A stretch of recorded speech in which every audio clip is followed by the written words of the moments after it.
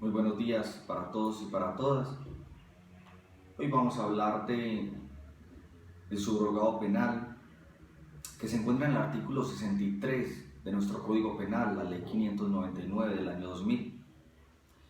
¿Qué es un subrogado? Un subrogado es un mecanismo sustitutivo de la pena privativa al derecho fundamental de la libertad. Es un concepto que emana de la sentencia C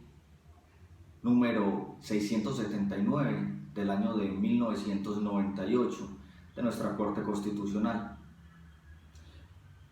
En el artículo 63 del Código Penal encontramos la suspensión de la ejecución de la pena, como ya lo dije, como una medida que sustituye la prisión y también sustituye el arresto. ¿De quién es la competencia de cara a este subrogado penal?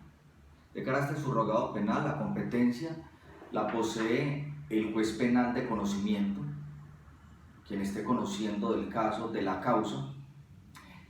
y esta decisión, el momento procesal para definirla es en su sentencia. Para poder el juez de conocimiento dar el subrogado penal descrito en el artículo 63, tiene que hacer un análisis de los requisitos objetivos y subjetivos. El primero de ellos encontramos el quantum de la pena. En el quantum de la pena tenemos que debe ser una pena a imponer en esa sentencia igual o inferior a 4 años. También tenemos dentro de los requisitos analizar que el procesado carezca de antecedentes penales. ¿Pero qué es un antecedente penal? Un antecedente penal en Colombia es una sentencia condenatoria en firme, y aquí vamos a hacer una excepción de cara a esos antecedentes penales cuando se haga el análisis de personalidad del individuo, porque es otro de los requisitos que debe hacer, es el análisis de personalidad del individuo. Entonces el antecedente penal debe encontrarse dentro de los 5 años. Si es anterior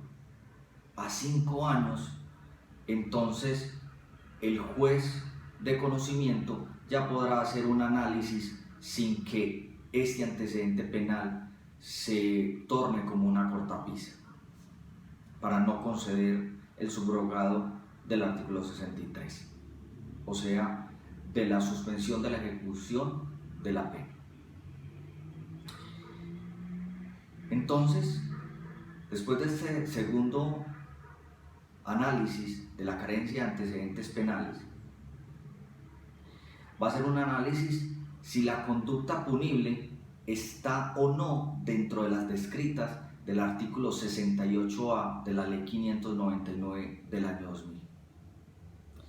Ese análisis de las conductas descritas en el artículo 68 debe hacerse también un análisis del principio de favorabilidad bajo la vigencia de la ley, porque ese artículo 68A ha tenido varias reformas, y la última reforma es la Ley 1444 del año 2018, dado que si los hechos fueron anteriores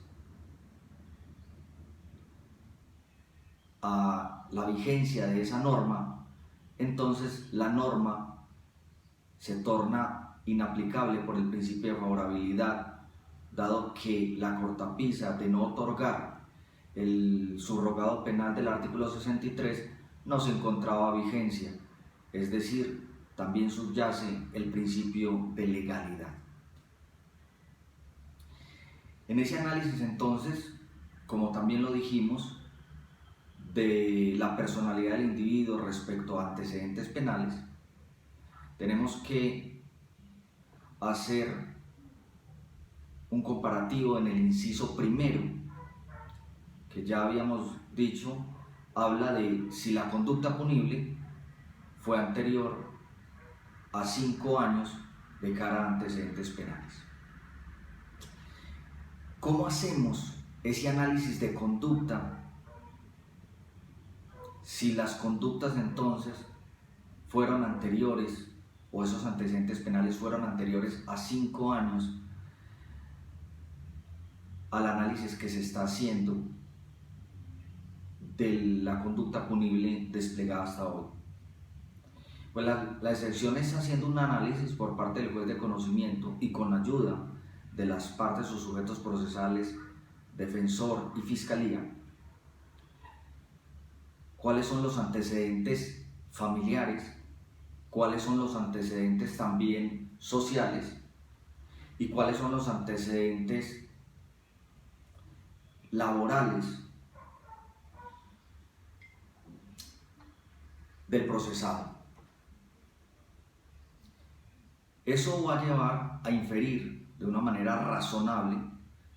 si el procesado en su condena requiere o no tratamiento penitenciario de privación de su derecho fundamental a la libertad en intramural, que la intramural puede también ser, dado también el quantum, puede ser entonces acceder a la domiciliaria. Pero en este caso estamos haciendo un análisis de un surrogado penal mucho más beneficioso, pues la pena entonces se pagaría en estado de libertad. También el juez de conocimiento puede hacer unas exigencias de penas accesorias. Esas penas accesorias, como ya hemos visto en clases anteriores, van a ir delimitadas en un acta compromisoria que debe suscribir entonces el condenado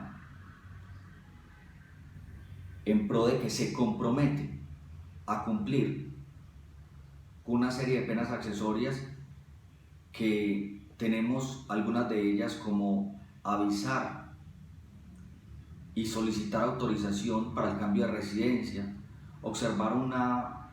muy buena conducta familiar, social, individual, laboral, de toda índole. Y hay que hacer un análisis del artículo 122 de la Constitución respecto entonces a esas exigencias de esas penas accesorias para poder entonces acceder al beneficio del artículo 63. En ese artículo 122 de la Constitución Política de Colombia nos habla entonces de las obligaciones y los compromisos que tienen los servidores públicos frente a la sociedad y sus cargos. Cuando estamos hablando entonces de delitos en que un servidor público se apropió, es decir, cometió peculados respecto a bienes o dineros de la administración del Estado, una de las penas accesorias que se compromete, que se lleva ya a obligatoria por mandato constitucional, es que debe haber devuelto este servidor público condenado lo apropiado para poder entonces entrarse a mirar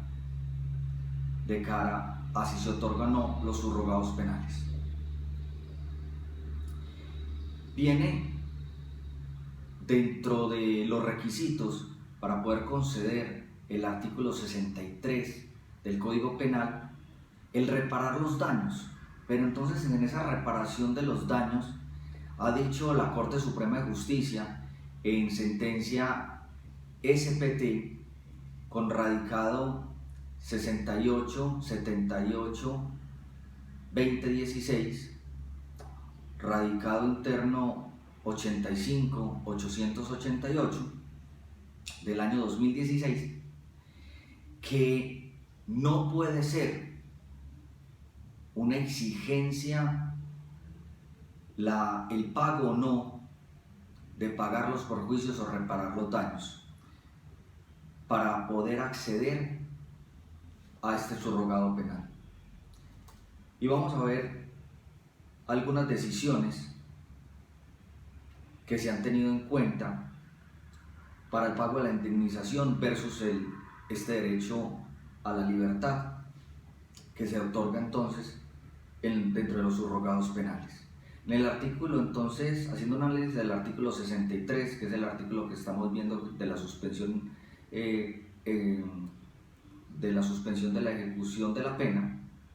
y del artículo 64, que es la figura o la institución de la libertad constitucional, están los subrogados a la reparación de los perjuicios. Sin embargo, en el artículo 65 del Código Penal se establece la excepción por imposibilidad del pago por parte del procesado, dado entonces una incapacidad económica por parte del mismo. Esto entonces lo dice la Corte Suprema de Justicia en su sala penal, en la sentencia que acabamos de mentar, la STP 6578 22016 con radicado interno 85888 del 19 de mayo del 2016. La Corte entonces hace, dentro de sus precisiones de esa decisión, que lo anterior no implica que haya una exoneración total al pago de perjuicios del procesado hacia la víctima, pues sería una burla a la víctima el que entonces se le entregue el subrogado y se libere del pago de perjuicios de manera total. Se está liberando desde el punto de vista de la exigibilidad para darle ese subrogado, pero dice la Corte que la víctima queda en la libertad de acudir a la jurisdicción para, con la decisión judicial, con la misma hacer de título ejecutivo, dado que presta mérito. La Corte también se ha referido, y en este caso nos vamos a referir a unas decisiones de la Corte Constitucional, que son las sentencias C-195 del año 2005, C-665 y 823 del 2005, la sentencia T-309 del 2012, donde la Corte Constitucional hace un análisis de la reforma penitenciaria dada a la Ley 65 de 1993, que es el Código Penitenciario y Carcelario vigente. Nos referimos a la reforma que le hizo la Ley 1709 del 2014 al sistema penitenciario y carcelario. Dice la Corte Constitucional: la libertad se otorga con el pago de la multa sin que éste sea una camisa de fuerza, si no se cuenta con recursos económicos para cumplir con este requisito. Los jueces no pueden negar los subrogados cuando se demuestre la incapacidad económica del procesado de cancelar. Esto lo hace bajo análisis al artículo 50, numeral 4 de la Ley 1142 del 2007, que contempla efectuar el pago total de la multa para poder acceder al beneficio. También tenemos entonces dentro de los precedentes el comunicado de prensa número 11 del año 2011, que hace una exequibilidad condicionada por parte de la Corte Constitucional al pago de la multa como mecanismo sustitutivo, y los argumentos de la Corte es que se vulnera el principio de igualdad frente a quienes tienen la capacidad de pagar entonces la multa y frente a quienes no tienen la capacidad de pagar la multa, y frente también a los que no tienen la capacidad en ese momento de resarcir los perjuicios.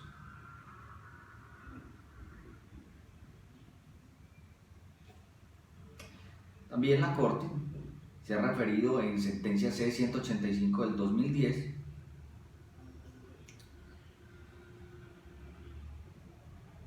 analizando el artículo 38A del Código Penal, donde se describe que el pago de la multa no puede ser un requisito para acceder al sustitutivo cuando el condenado no tenga recursos económicos para ello, dado las desigualdades que se generan, desigualdades de tinte jurídico que están totalmente injustificadas a la luz de nuestra Constitución política. Es así entonces que hemos hecho un análisis del subrogado penal que está en el artículo 63 de nuestro Código Penal, llamado suspensión de la ejecución de la pena como mecanismo sustitutivo de la privación de la libertad intramural.